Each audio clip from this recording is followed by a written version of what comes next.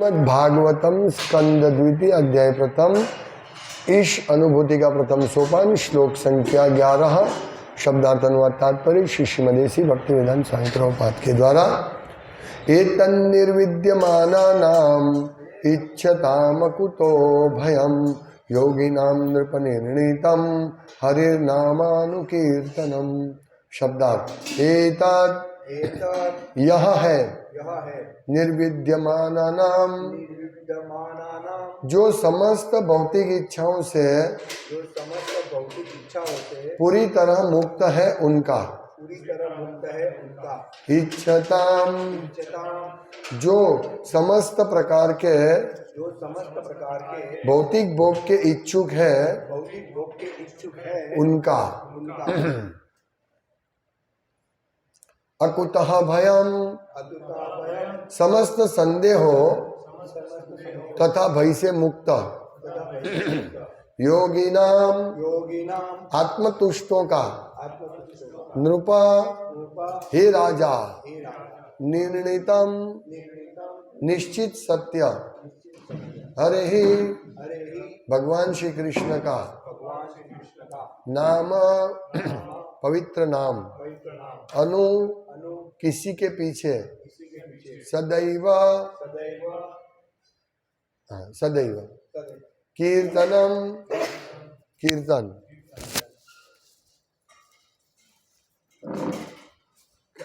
कानू प्रभु नीचे पसंद सफाई कर बोलाई दो नहीं पची करशु साथे करशु प्रभु पासन पची करशु वही तो मूकी दो नहीं बदा साथे मन कर दीजिए। अनुवाद हे राजन महान अधिकारियों का अनुगमन करके भगवान के पवित्र नाम का निरंतर कीर्तन उन समस्त लोगों के लिए सफलता का निसंशय तथा निर्भीक मार्ग है जो समस्त भौतिक इच्छाओं से मुक्त है अथवा जो समस्त भौतिक भोगों के इच्छुक है और उन लोगों के लिए भी जो दिव्य ज्ञान के कारण आत्मतुष्ट है। तात्पर्य हम सिर्फ आधा तात्पर्य करेंगे क्योंकि ये दो तात्पर्य बहुत लंबा है इसलिए हम कल भी यही श्लोक लेंगे। तात्पर्य पिछले श्लोक में मुकुंद के प्रति आसक्ति प्राप्त करने की नितांत आवश्यकता का प्रतिपादन हुआ है। ऐसे विभिन्न प्रकार के लोग होते हैं जो नाना प्रकार के उद्देश्यों में सफलता प्राप्त करने के इच्छुक होते हैं। सामान्यतया ये लोग भौतिकतावादी होते हैं जो भौतिक तृप्ति का सर्वाधिक भोग करना चाहते हैं। उनके बाद अध्यात्मवादी होते हैं जिन्होंने भौतिक भोग की प्रकृति के विषय में पूर्ण ज्ञान प्राप्त कर लिया है और इस तरह वे जीवन की भ्रामक शैली से दूर रहते हैं। न्यूनाधिक वे आत्म साक्षात्कार द्वारा अपने आप में संतुष्ट रहते हैं। इनसे भी ऊपर भगवत भक्त होते हैं जो न तो भौतिक जगत को भोगने की कामना करता है और न ही इससे छुटकारा पाने की इच्छा करते हैं। वे भगवान श्री कृष्ण को तुष्ट करने में लगे रहते हैं। दूसरे शब्दों में भगवत भक्त अपने खुद के लिए कोई कामना नहीं करते। यदि भगवान की इच्छा हो तो भक्त समस्त भौतिक सुविधाओं को स्वीकार करते हैं और यदि भगवान ऐसा नहीं चाहते हैं तो भक्तगण समस्त प्रकार की सुविधाएं यहाँ तक कि मोक्ष को भी ताक पर रख सकते हैं। नहीं वे आत्मतुष्ट होते हैं क्योंकि वे केवल भगवान को ही तुष्टि चाहते हैं, भगवान की ही तुष्टि चाहते हैं। इस श्लोक में श्री सुखदेव गोस्वामी भगवान के दिव्य कीर्तन की संस्तुति करते हैं। भगवान के पवित्र नाम के निरपराध भाव से कीर्तन तथा श्रवण से मनुष्य पहले भगवान के दिव्य रूप से परिचित होता है, फिर भगवान के गुणों से और तब उनकी लीलाओं इत्यादि की दिव्य प्रकृति से परिचित होता है। यहाँ पर इसका उल्लेख हुआ है कि भगवान नाम को अधिकारियों से सुनकर उसका निरंतर कीर्तन करना चाहिए। इसका अर्थ यह हुआ कि अधिकारियों से श्रवण करना पहली शर्त है। पवित्र नाम का श्रवण करते रहने से मनुष्य क्रमशः भगवान के रूप गुण लीलाओं आदि के विषय में श्रवण करने की अवस्था को प्राप्त होता है और इस तरह उत्तर उत्तर उनकी महिमा के कीर्तन की आवश्यकता उत्पन्न होती है। यह विधि न केवल भक्तिमय सेवा की सफल संपन्नता के लिए संस्तुत की गई है अपितु उन लोगों के लिए भी संस्तुत की गई है जो भौतिक रूप से आसक्त है। श्री सुखदेव गोस्वामी के अनुसार सफलता प्राप्त करने की यह सुस्थापित विधि है, जो न केवल उनके द्वारा अपितु समस्त अन्य पूर्ववर्ती आचार्यों द्वारा निश्चित की गई है। अतएव और आगे प्रमाण देने की आवश्यकता नहीं रह जाती। यह विधि न केवल आदर्शवादी सफलता के विभिन्न विभाग के जिज्ञासुओं के लिए संस्तुत है, अपितु उन लोगों के लिए भी है जिन्होंने कर्मी, दार्शनिक या भगवत भक्त के रूप में पहले ही सफलता प्राप्त कर ली है।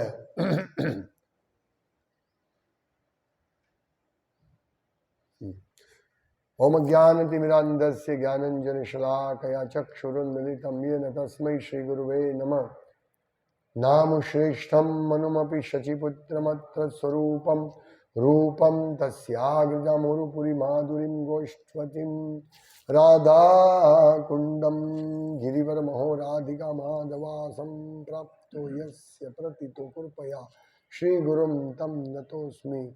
वन्देऽहं श्रीगुरु श्रीयुतपदकमलं श्रीगुरुं वैष्णवांश्च श्रीरूपं साग्रजातं सहगण रघुनाथान्वितं तं सजीवं साद्वैतं सावधूतं परिजनसहितं कृष्णचैतन्यदेवं श्रीराधा कृष्णपादां सहगण ललिता श्रीविशाखान्वितांश्च।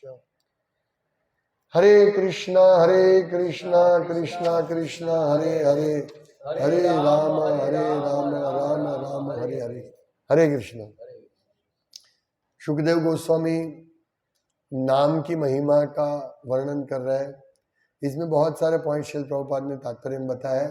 एक तो पहले नाम और नाम कीर्तन कैसे करना चाहिए, नाम कीर्तन से क्या लाभ होगा और अपराध क्या है, जो हम कल देखेंगे अपराध के बारे में ज्यादा।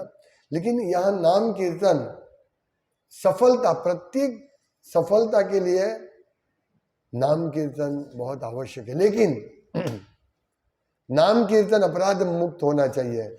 हम सब लोग नाम को अपनी सेवा में लगाते हैं, नहीं। नाम प्रभु है, साक्षात भगवान है। नाम नामकारी बहुदानी जय सर्वशक्ति। तो भगवान का नाम और भगवान अभिन्न होते हैं और इसीलिए नाम भगवान है, नाम प्रभु। तो हमें भगवान से सेवा लेनी नहीं है, भगवान की सेवा करनी है। ये महत्वपूर्ण पॉइंट इससे सीखना है। तो नाम सेवा के लिए नहीं, पर सेवा करने के लिए करनी चाहिए, भगवान की सेवा लेने से नहीं। जनरली सामान्यतः भौतिकतावादी लोग यही कि भाई मैं भगवान का नाम ले रहा हूं, मुझे लाभ मिलना चाहिए। नहीं, भक्तों को बिल्कुल अकाम होते हैं। अकाम सर्व काम हुआ। भक्त इंद्रिय तृप्ति वो करता है, लेकिन नाम प्रभु को इंद्रिय तृप्ति की सेवा में नहीं लगाता है कि मेरी तृप्ति के लिए मुझे धन दो, मुझे ऐश्वर्य दो और मैं भक्ति करूंगा तो मेरा भौतिक स्थिति सुधरेगा, इसलिए मैं भक्ति करूंगा। ये नाम प्रभु की सेवा है। मतलब नाम प्रभु से सेवा हम लेना चाहते हैं, तो ऐसा हमारी चेतना नहीं होनी चाहिए। यह लिखा है कि ये जो मार्ग है भगवान प्रभु नाम का कीर्तन का, वो हमको निर्भीक बनाता है। यहाँ क्या लिखा है? अकुतो भयम। अकुतो भयम यानी समस्त संदेह तथा भय से मुक्त बनाते हैं हमको। अकुतो भयम, भय नहीं रहता भक्तों को। लेकिन जो इंद्रिय तृप्ति करना चाहते उनको सतत भय रहेगा। कल क्या होगा, कल क्या होगा, कल क्या होगा। अकुतो भयम, समस्त भय से मुक्त होता है कौन? जो हरिनाम नामानुकीर्तनम, हरे नामानुकीर्तनम, जो हरि नाम का कीर्तन करते हैं। और कैसे? निर्णितम, योगी नाम नृप निर्णितम, मतलब जो महान अधिकारी, एतन विद्यमान, जो महान अधिकारी है, यह स्पष्ट लिखा है राजन, महान अधिकारियों का अनुगमन करके भगवान के पवित्र नाम का निरंतर कीर्तन करना है। तो ये महत्वपूर्ण है कि उनका अनुसरण करना है, किस प्रकार से हमें ये कीर्तन करना है। ये इस पे प्रभुपाद बहुत जोर दे रहे हैं। देखिए प्रत्येक श्लोक में के तात्पर्य में इस अध्याय के है प्रभुपाद यही बताते हैं कि गुरु या साधु के मार्गदर्शन में हमें नामानुकीर्तन करना है, नाम का अनुकीर्तन करना है। हाँ? तो ये मार्ग क्या है? अकुतो भयम, ये निर्भीक और संदेह से मुक्त मार्ग है, बस ये हमको करना है। हाँ? तो अध्यात्मवादी जो होते हैं वो भोग से दूर रहते हैं, लेकिन जो भौतिक तृप्ति में व्यस्त रहते, भौतिकतावादी, वो भोग करना चाहते हैं। और यदि वो भोग भी करना चाहते हैं तो भी यदि वो साधु और गुरु के माध्यम से अनुसरण करेगा इस हरे कृष्ण महामंत्र का और कीर्तन का, तो उसको बहुत बड़ा लाभ होगा। तो ये महत्वपूर्ण पॉइंट प्रभुपाद बारंबार हमको बता रहे हैं। तो इसीलिए ये जो गुरु होते हैं या साधु होते हैं, वो कोई फैशन नहीं है कि सबके गुरु हो गए, अभी मैं भी दीक्षा ले लूं, मैं भी शरणागति ले लूं। ये फैशन है, ये फैशन नहीं होनी चाहिए। हाँ? इनके भी गुरु हो गए इसलिए भी मैं गुरु करूंगा, अभी मैं बहुत साल से इस्कॉन में हूं इसलिए मेरा भी गुरु होना चाहिए, ऐसा नहीं। गुरु की आवश्यकता क्या है? शरणागति। गुरु हमको शरणागति सिखाते हैं, और शरणागति यानी गुरु कान पकड़ के हमको आदेश देते हैं, गुरु हमको डांटते हैं, तो वो नम्रता से, विनीत भाव से स्वीकार करके हमें गुरु के मार्गदर्शन से आगे बढ़ना है। इसको बोलते हैं शरणागति। एक प्रश्न होता है कि भाई हम लोग हरे कृष्ण महामंत्र का कीर्तन करते हैं, जप करते हैं। हाँ? जो दीक्षित है वो भी जप करता है, दीक्षा से पहले भी जप करते थे। हाँ? तो अभी हम बोलते दीक्षा की आवश्यकता क्या है? ये प्रश्न हो सकता है कि भाई जप करते हैं, हम पढ़ते हैं, भगवत गीता पढ़ते हैं, प्रभुपाद का भगवत गीता पढ़ते हैं, जप करते हैं, प्रवचन सुनते हैं, फिर दीक्षा की क्या आवश्यकता है? बता सकते हैं क्या है? शरणागति, दीक्षा। यस, गुरु हमको शरणागति सिखाते हैं। शरणागति क्या अर्थ क्या है वो सिखाते हैं। गुरु कान पकड़ते हैं। जब तक हम जप करते रहेंगे बिना गुरु के, तो हम सोचेंगे मैं जैसे कोई बोलने वाला नहीं है, भाई चल मोबाइल देख के जप करो, घर पे बैठ सोते सोते जप करो, कोई दिखने वाला नहीं। जब अच्छी तरह जप करो, नहीं करो, कोई दिखने वाला नहीं है। हाँ? लेकिन यदि गुरु है तो डांटे, ऐसे जप क्यों करते हो, तुम गलती कर रहे हो, ये डांटने वाला है। वो शरणागति सिखाता है, नहीं अच्छी तरह हमको भगवान की अच्छी तरह करनी है। क्यों? नमक क्यों भूल गए? हाँ, छोटी बात है, नमक क्यों भूल गए? डांटते हैं गुरु छोटे कारण की वजह से, क्यों भूल गए? मालूम नहीं भगवान को ऐसे बिना नमक का खिलाया, शर्म नहीं आती? गलती हो गया प्रभु। ये शरणागति सिखाता है। गुरु के आश्रम में शिष्य को क्या सिखाते हैं? नम्रता, विनम्रता सिखाते हैं। आजकल के बच्चे देखो, थोड़ा सा आपने डांटा, खलास, फिनिश। इतना आप माता पिता को गाली देगा, भाग जाएगा, आत्महत्या कर लेगा, ये आज का शिक्षण है। लेकिन गुरु क्या सिखाता है? शरणागति। गुरु शिष्य को ऐसे कड़क अनुशासन करता है ताकि वो ब्रह्मचारी रहे और जीवन भर गुरु के उपदेश को याद रखे। गुरु के लिए भिक्षा लेके आता है, गुरु को देता है, गुरु भूल जाता है शिष्य को भोजन प्रसाद देने के लिए, तो गुरु शिष्य को उपवास रखना पड़ेगा। वैसे नहीं बोलते मेरे गुरु कैसे है, देखो मुझे खाने, मैं भूखा हूं, छोटा बच्चा, और मेरे गुरु आराम से खा रहे। नहीं, ये पहले से ही ये कोमल जो लता होती है उसको पहले से अच्छी तरह शेप देते हैं गुरु। वो फिर वो तो गुरु भूल गया, अभी मैं नहीं खा सकता हूँ। कोई बोलेगा अरे खा लो ना, इसमें छुपा के, नहीं नहीं नहीं, ये नियम है, मेरे गुरु मुझे बोला ना, भूल गए, इसलिए मेरी सजा है। ऐसा कितना पवित्र लगता है जब शिष्य का ऐसा भाव होता है गुरु के प्रति। यदि गुरु डांटे और बोले अरे नमक डालना भूल गया, इसमें क्या बड़ी बात है, इसमें क्या है, ऐसे गुरु होते हैं? नहीं, समझना, ये हमको सीखना, ये पवित्र चीज संबंध है।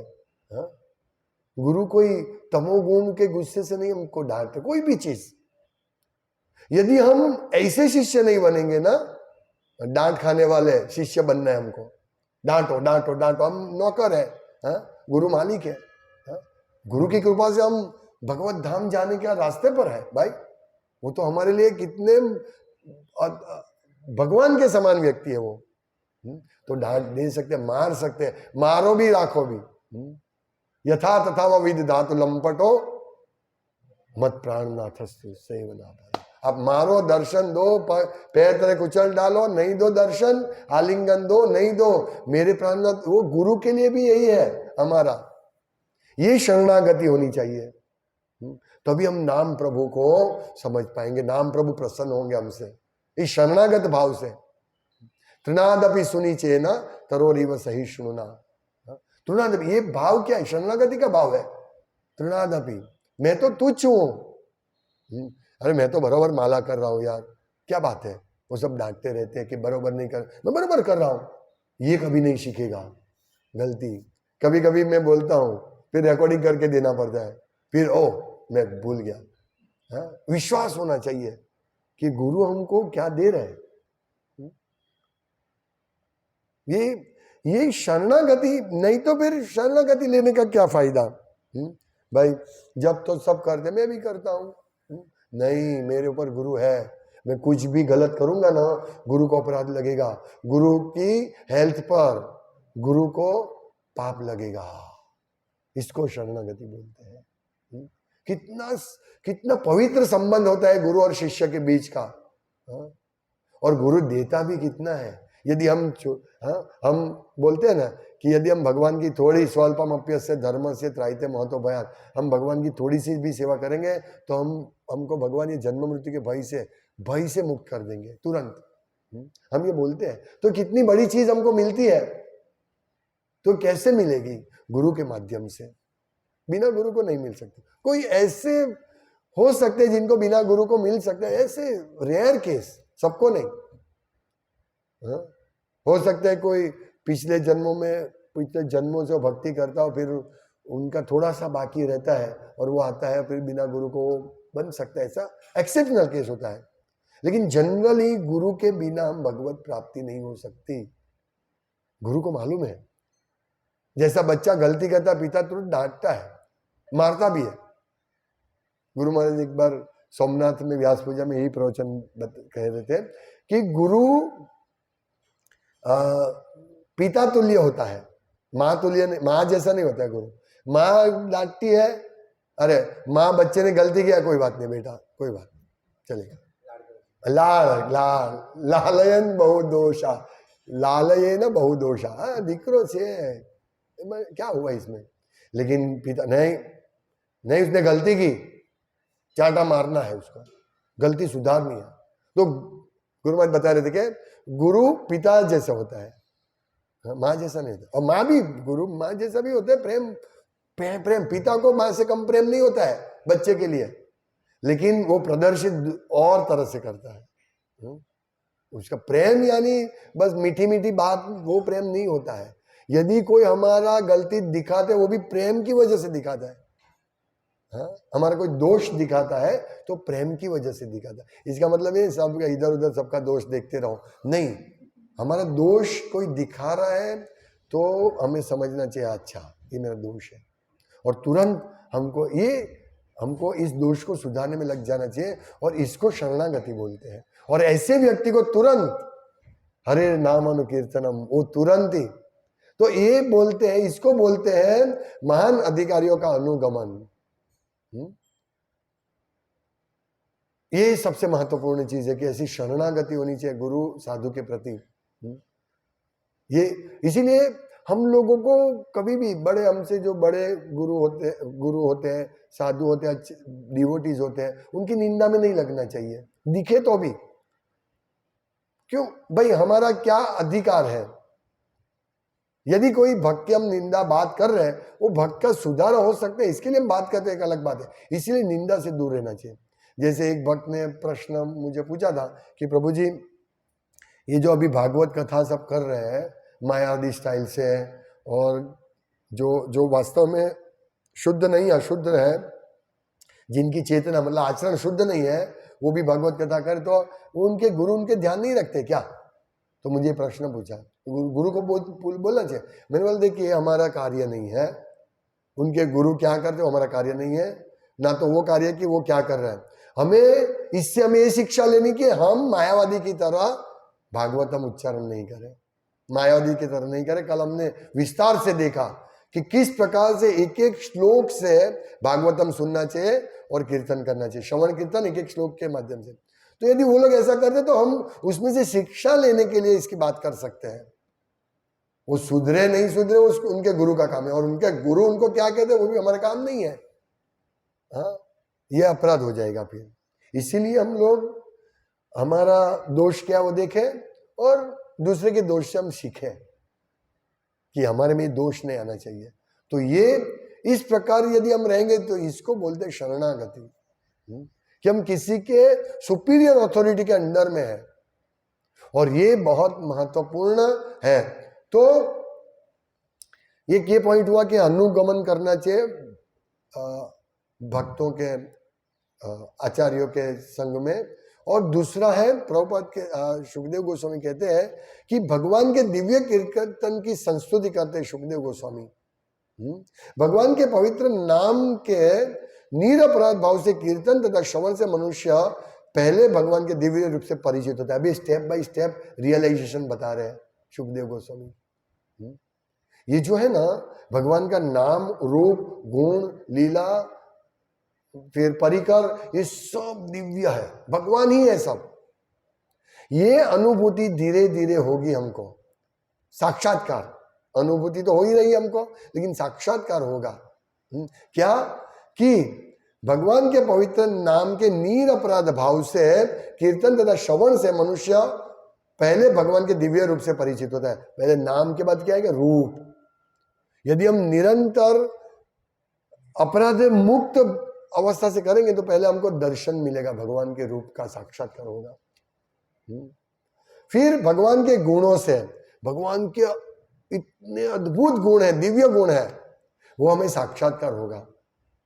हम ये सब बोले ना, भगवान ये पूरा विश्व का पालन पोषण करते हैं, भगवान दयालु है, हाँ, बहुत गुण है, कृतज्ञ है भगवान, ये सब गुण भगवान में पूर्ण रूप से है। तो इसका साक्षात्कार हमको होगा। फर्स्ट स्टेप हरे नामानुकीर्तनम, दूसरा स्टेप है रूप दर्शन होगा, तीसरा स्टेप है भगवान के गुण, नाम, रूप, गुण। फिर क्या होगा, तब उनकी लीलाओं इत्यादि की दिव्य प्रकृति से परिचित होता है। भगवान की लीला दिव्य है। अभी जो मायावादी लोग लीला सुनाते उसमें मजा आता है लोगों को, लेकिन वो दिव्य नहीं है। उनके मुख से जहर निकलता है और वो कभी भी कृष्ण की दिव्य लीला को समझ नहीं सकेगा। अभी जहर मैंने पिया, अभी मैं दूध कैसे पी पाऊंगा? जहर पी के मैं मर गया। ऐसे ही जहर मायावादी से कथा सुन के, कथा तो अच्छी लगेगी लेकिन जहरी कथा होगी, इसलिए वो लोग नहीं समझ पाएंगे भगवान की लीला कथा को। लेकिन यदि कोई भक्त स्टेप बाय स्टेप पालन करता है साधु गुरु शास्त्र का, तो वो अंत में भगवान की लीला दिव्य है वो समझ पाएगा। यही बात है। तो यहां पर उल्लेख हुआ है कि भगवान नाम को अधिकारियों से सुनकर उनका निरंतर कीर्तन करना चाहिए। निरंतर, ये सब बात क्या है? अधिकारियों से सुनना, निरंतर कीर्तन करो, फिर भगवान के रूप, गुण, लीला का साक्षात्कार करो। कितनी बड़ी बात है ये सब। हमें साहजिक नहीं समझना चाहिए, ठीक है ये तो सब हम हर रोज सुनते हैं ना। सिर्फ सुनना नहीं है, ज्ञानम तेहम सविज्ञानम, ये ज्ञान हमको प्राप्त हो रहा है, उसको विज्ञान में, भक्ति, उसकी भक्ति में अप्लाई करो। विज्ञान यानी प्रैक्टिकल सेवा।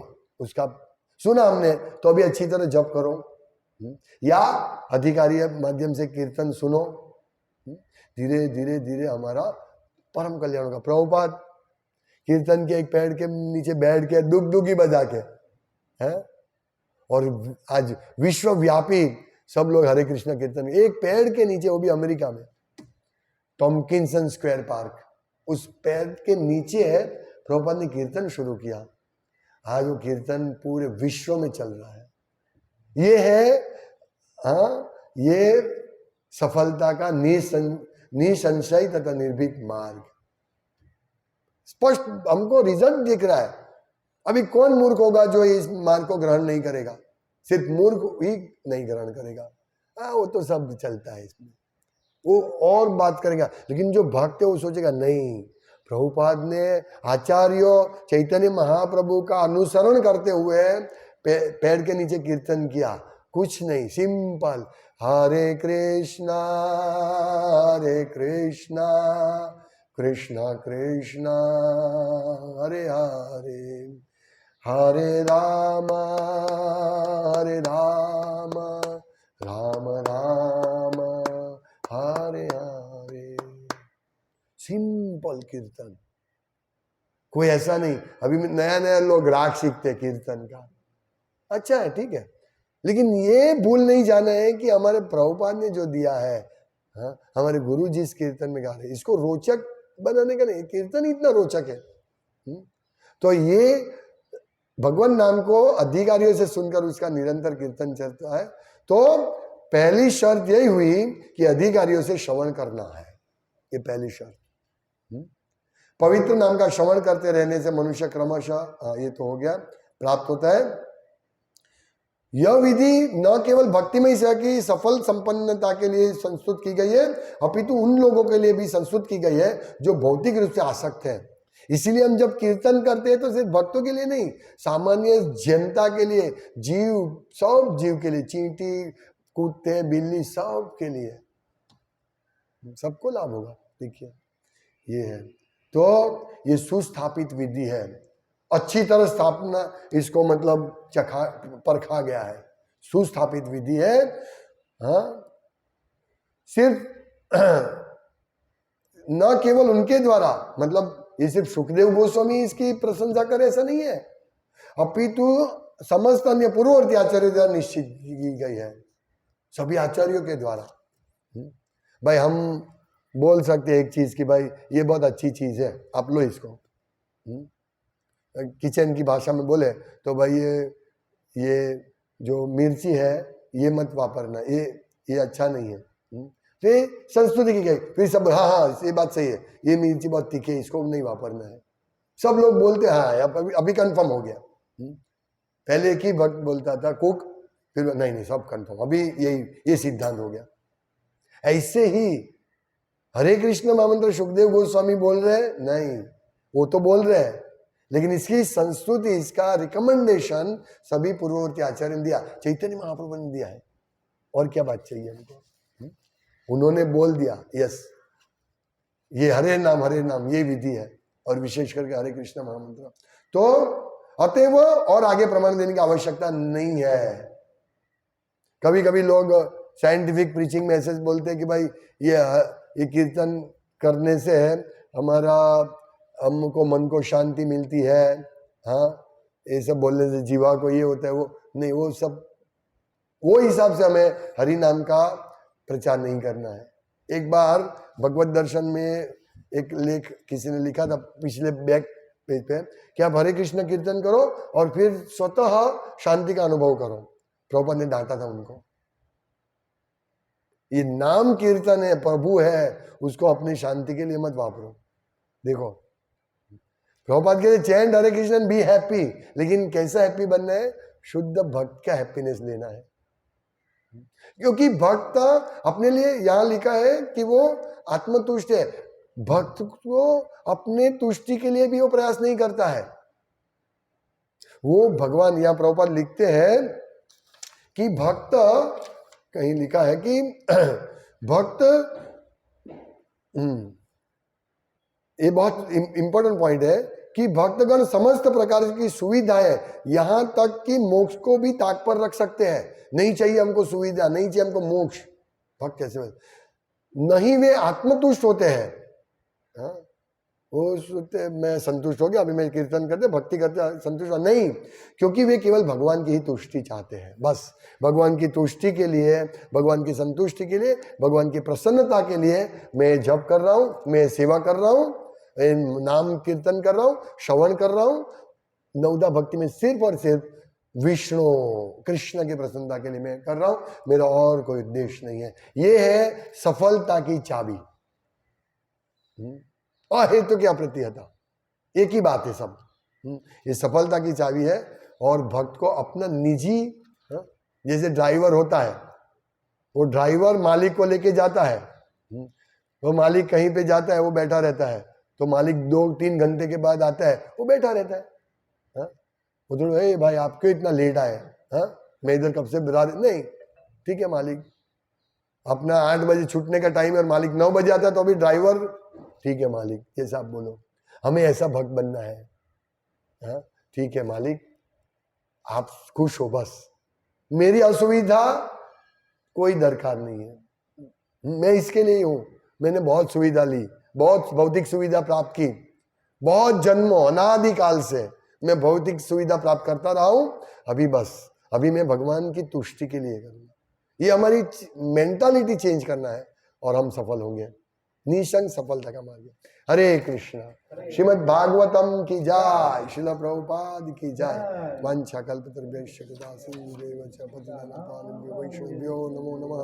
दन्ते निधाय तृणकं पदयो निपत्य कृत्वा च काकुशतम्